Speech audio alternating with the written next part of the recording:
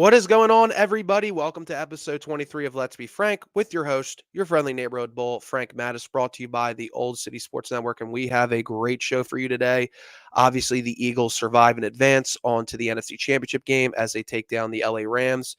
And they will be taking on an opponent that nobody saw coming in the Washington Commanders. I will obviously review the Rams game as well as previewing the upcoming matchup in the NFC Championship game against the Commanders.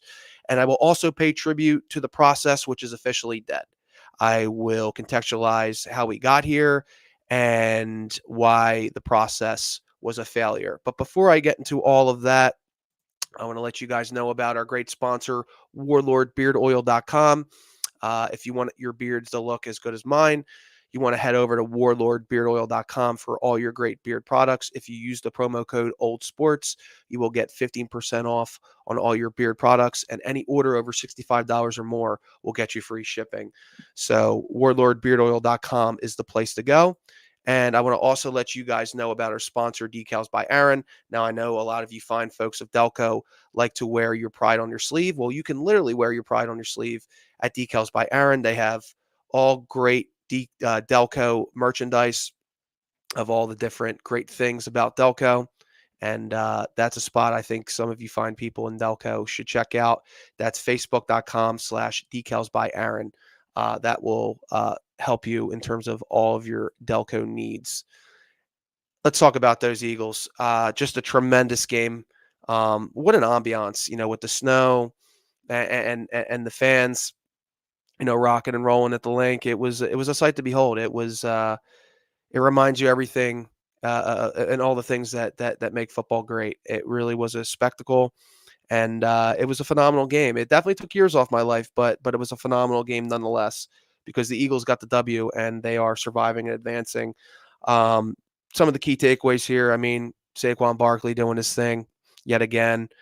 205 rushing yards. The guy he's incredible. He's a force of nature and has taken this team to a whole different level and has changed the outlook of this organization in my eyes and has really taken the pressure off of Jalen Hurts, who I thought was fine in this game.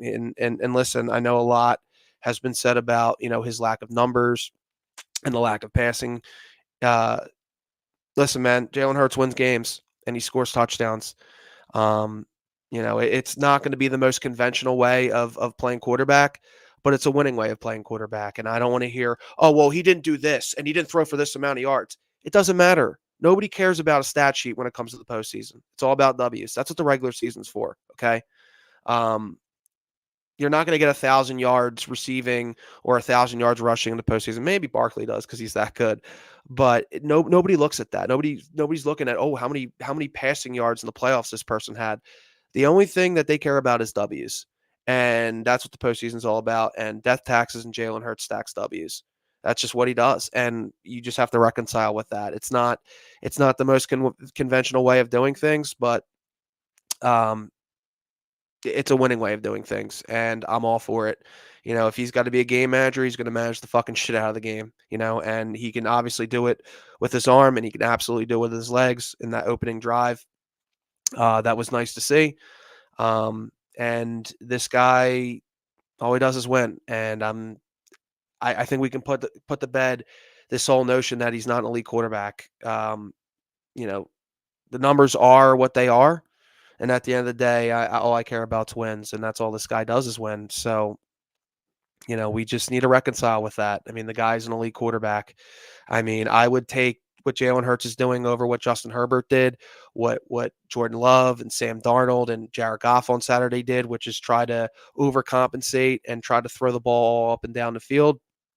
And when you put your quarterback in that situation to try to play hero ball, bad things happen. And I'm content on what I'm seeing from Jalen Hurts. I mean, if he's got to be a game manager, then so be it. He's going to manage the shit out of the game. I'll tell you that, because that's all that guy does is win football games. And we can put to bed this argument that he's not an elite quarterback, because nobody cares about numbers in the postseason. They care about wins. And that's all Jalen Hurts does. So I'm done with that. I'm done with this whole, he's got to do this, he's got to do that. He's not an elite quarterback. Doesn't matter. It does not matter. I guarantee you Justin Herbert and Sam Darnold and Jordan Love and Jared Goff would love to be in the situation that Jalen Hurts is in, which is winning football games. And sure, he has, a stacked roster behind him. He clearly is content on winning games and doing what he has to do. And if it's not much in the passing game, then it is what it is. Less is more. That's the way I look at it. Less is more. So, kudos to him.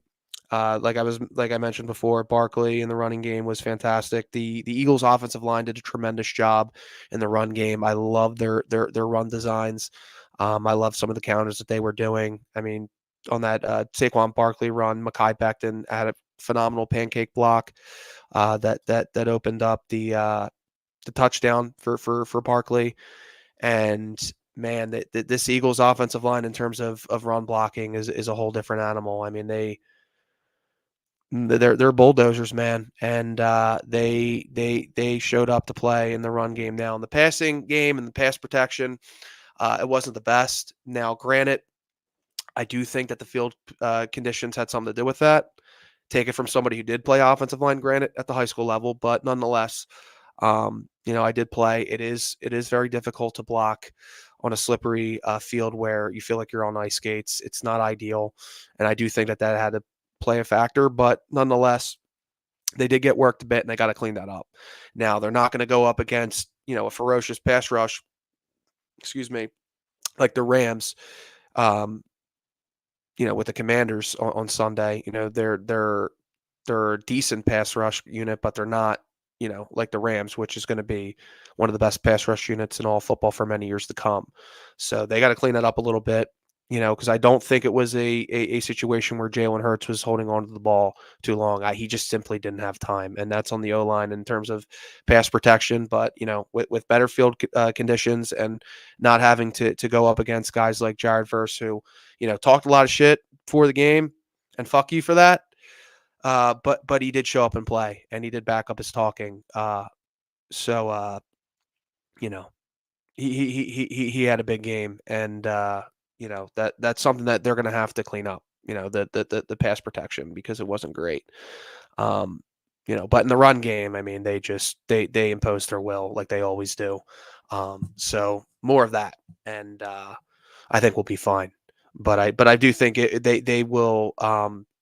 It'll look much better against Commanders, who are an inferior defense and have an inferior front compared to the Rams. And I think they're going to bounce back just fine. But it is something that they're going to have to work on defensively. I mean, Jalen fucking Carter, man, that dude is a dog. I mean, seriously. And I am so thankful that guy fell to the Eagles at 9. I mean, this guy could have easily gone first overall. He was that good.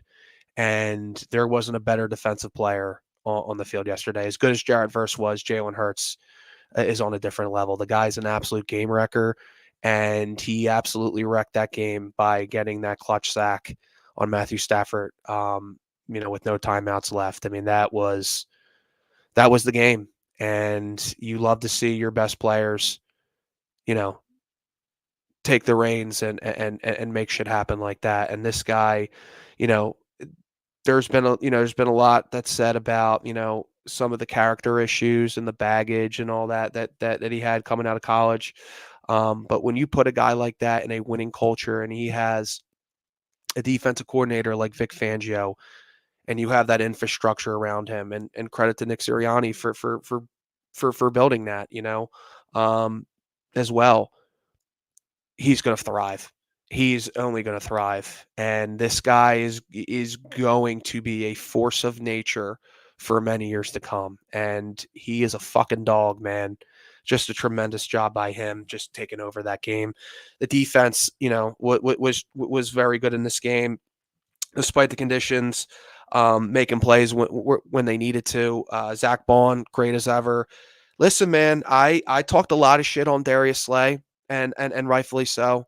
I did not like how he handled the not the Commanders, the Buccaneers loss. He ran his mouth, and myself and a lot of other Eagles fans gave him an earful of that. And I think ever since then he's uh, been killing it. I mean, I don't think he's quite what he once was a couple years ago, but he's damn near close, and he's playing at a level um, that we did not see in quite some time. And he has done a tremendous job of salvaging his play this season early on.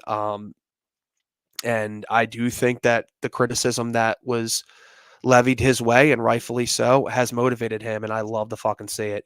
I have had some issues with some of the things that he's done, but if he's going to play like that, I salute you, sir. At the end of the day, I want to see my team win, and hats off to Darius Slay for stepping up and being a man, and using that motivation to be what he once was. You love to see it. And credit to Isaiah Rodgers for filling in for Kenyon Mitchell. I love his next man up mentality. Whether it was Slay going down, early spots of the year, or now Kenyon Mitchell, he stepped up and played well. He had a nice pass breakup in that game, and he personifies next man up. Just a tremendous game from him. GJ had some nice tackles in that game. Man, when he darts into that hole, he's like a missile. He's a boomer bust player, but it's been mostly boom this year for him. So he did a tremendous job. Nolan Smith keeps doing his thing. That's my guy Smitty. Just a tremendous player. And Oren Burks, I thought, did a nice job in this game. Obviously he's not Nakobe Dean, but he weathered the storm a bit in his first start in the playoffs. So kudos to him. Kudos to the defense, who did a really good job. So that covers the Rams game. Now it's on the Commanders. Now, I expected the Eagles to be here. Like I said it all off season. Like my floor is the NFC Championship game, but my ceiling is a Super Bowl win. And I expected this.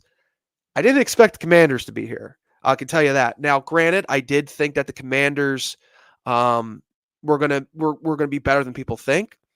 I like Jaden Daniels coming out of college. I liked some of the decisions they've made in the front office, coaching staff.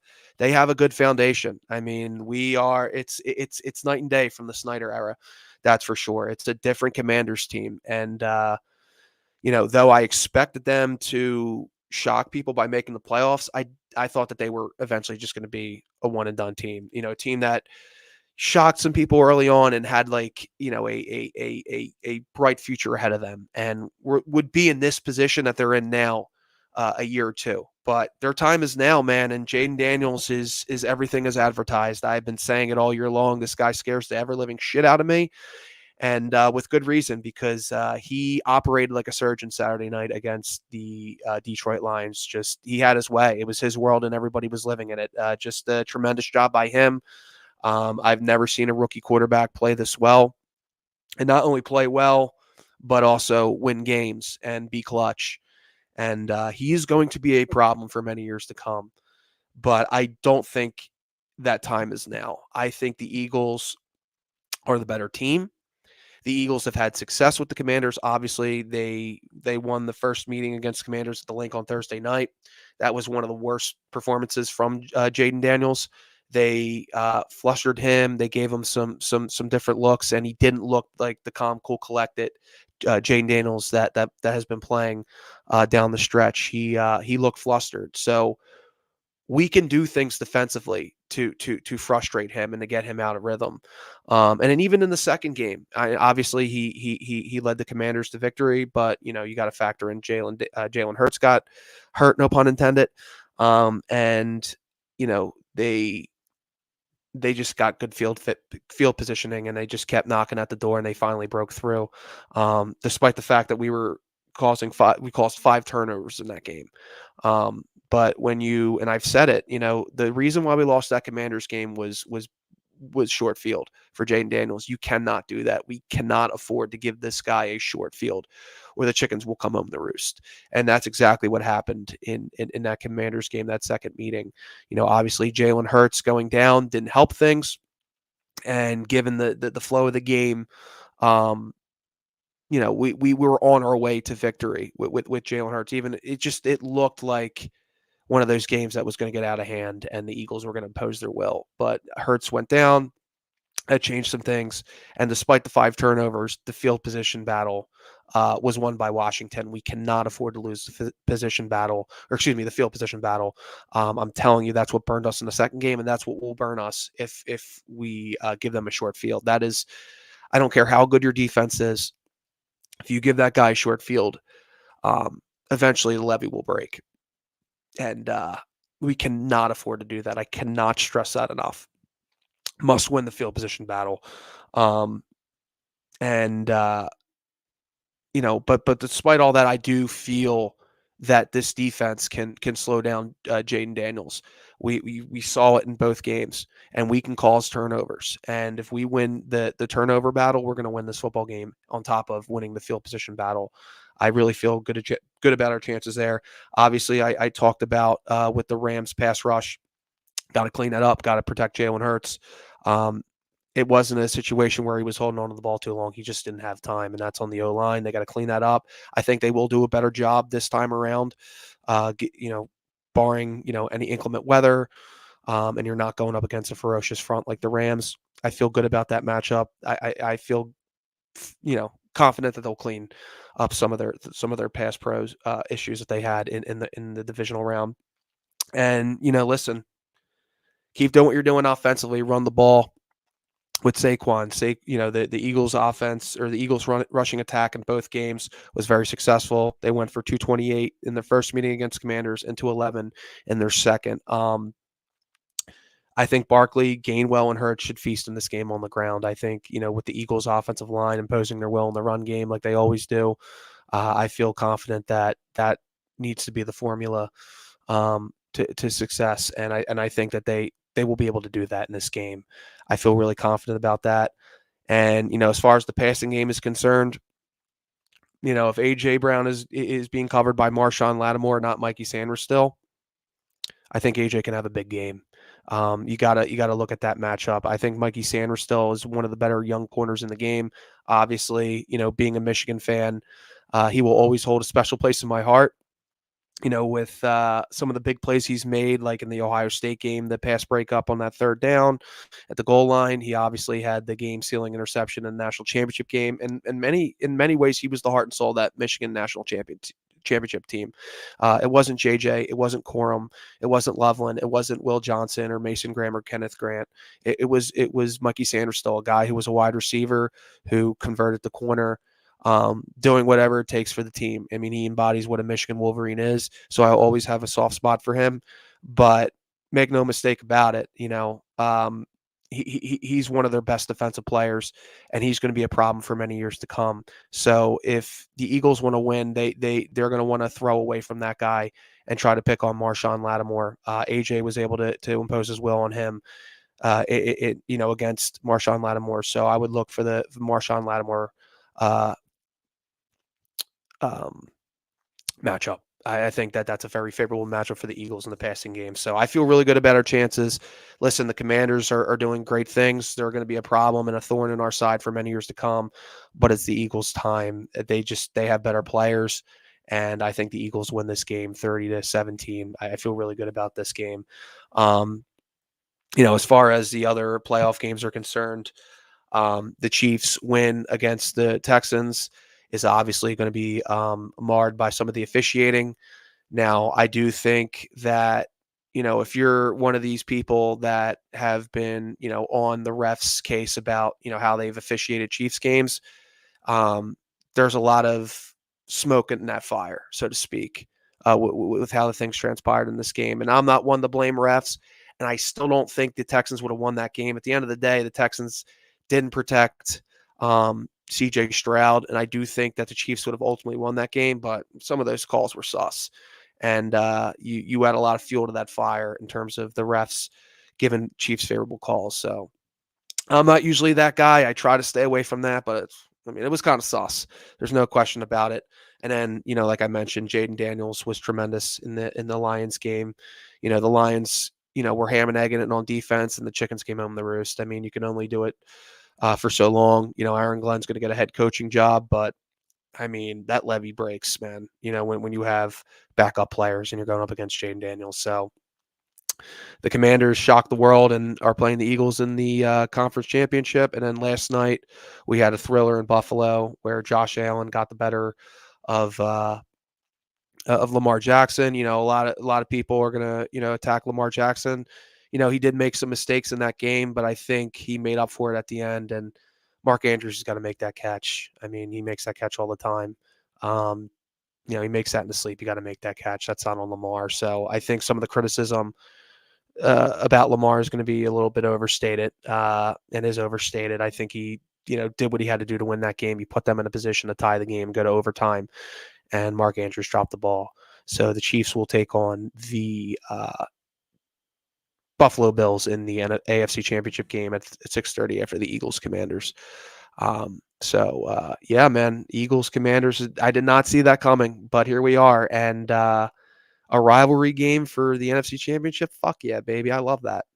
I said it before, man. I said it before. The Eagles and Commanders is going to be one of the best rivalries for many years to come with Jaden Daniels and Jalen Hurts. And God knows what they're going to do next year in terms of drafting, free agency. They have a very bright future, but it's our time now, and the Eagles will win on Sunday. Mark my words. So that's going to cover the NFL. On to the Sixers, because I have a lot to say here. The process is no more. The process is dead.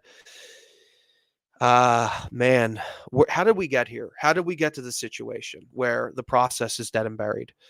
A lot's going to be said about not maximizing Joel Embiid's prime. And a lot of crazy things happened, like Ben Simmons becoming a mental midget, and the tinkering with the starting lineup, every single year, affects continuity. But at the end of the day, the Sixers did try to build around Joel Embiid. So I don't want to hear I don't want to hear this argument that, oh, well, they didn't maximize Joel's prime. They tried to. They tried. And I mean, look at this. They've tried with Simmons, Butler, Tobias, Harden, JJ Redick, Al Horford, Richardson, Curry, Maxey, now Paul George. Like, at some point, maybe it's a Joel Embiid problem. Maybe Joel Embiid didn't take care of his body to where when we needed him the most in the postseason, it cost us games. Maybe it's because Joel Embiid laid the biggest egg in Game 7 against the Boston Celtics a couple years ago. Maybe the fact that this body of his is only going to get more wear and tear, and he's only going to get more injury prone, and wasn't there when we needed him. Like, he hasn't been there all year long. And now with this setback, it's over. It's over. There's just no way of getting around it. It's over. It's dead and buried. I don't take any glee in saying that. I am not one to hate on the Sixers, but I need to call a spade here. It's dead and buried. And this organization tried. Now, did they try too much in terms of trying to reshape the roster on every single year and not letting the nucleus marinate, so to speak, for a couple of years? Yeah, I do think that played a part in it. Obviously, Ben Simmons forgot how to play basketball and became a mental midget. There's no question those things contributed, but Joel Embiid's lack of leadership and lack of staying healthy played a huge part in this. And I knew once they lost to the Pelicans, given the murderous row that they had to go up against now, not winning that game and knowing what was on the horizon and all the injury setbacks, it's over. And they should have traded Joel Embiid after last season. They should have maximized his trade value, and now his trade value is greatly diminished given his injuries. Some will suggest we should tank for Cooper Flag. I don't want to do this again, man. It's exhausting. It's exhausting. Like, sure, okay, Cooper Flag could help. Yeah, great. But it doesn't change the fact that you just gave Joel Embiid the bag, and it's very apparent He's quite literally on his last leg. And then to top it all off, you just gave Paul George a shit ton of money, and he's clearly washed.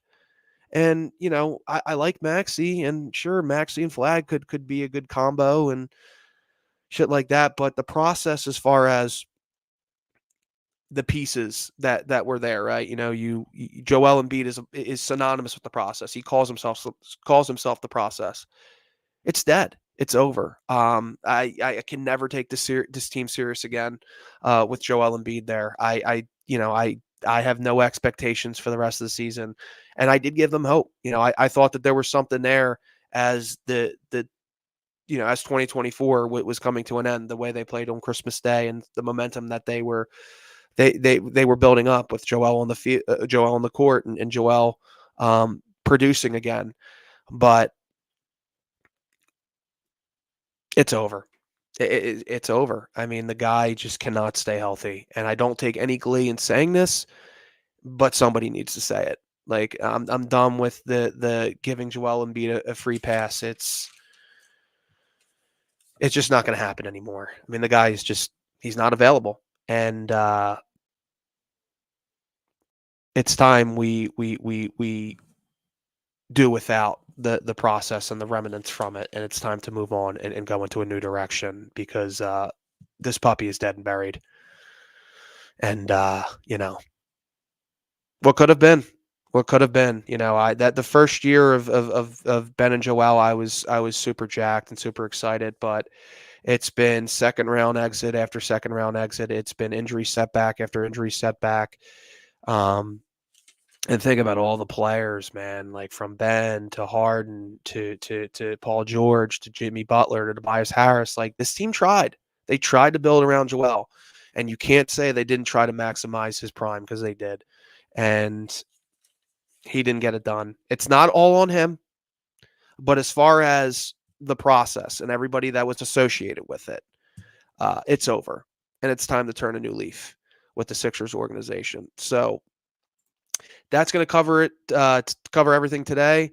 I am super excited about the Eagles, and I cannot wait for the Commanders on Sunday. This is going to be a huge game, and we're on the cusp of something great here. I think the rivalry itself is entering its best years.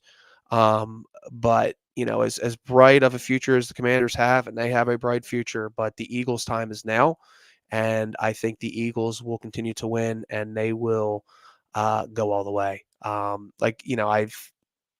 I don't think that you could argue this is a Super Bowl or bust situation, just because they have the capability of winning it. But, it's not, I don't think it's one of those things where it's like their last stance and they have to win it this year. But they can win it this year. They can win it this year. And if they play the way that they're playing, they will win it this year. So that's going to do it for us today.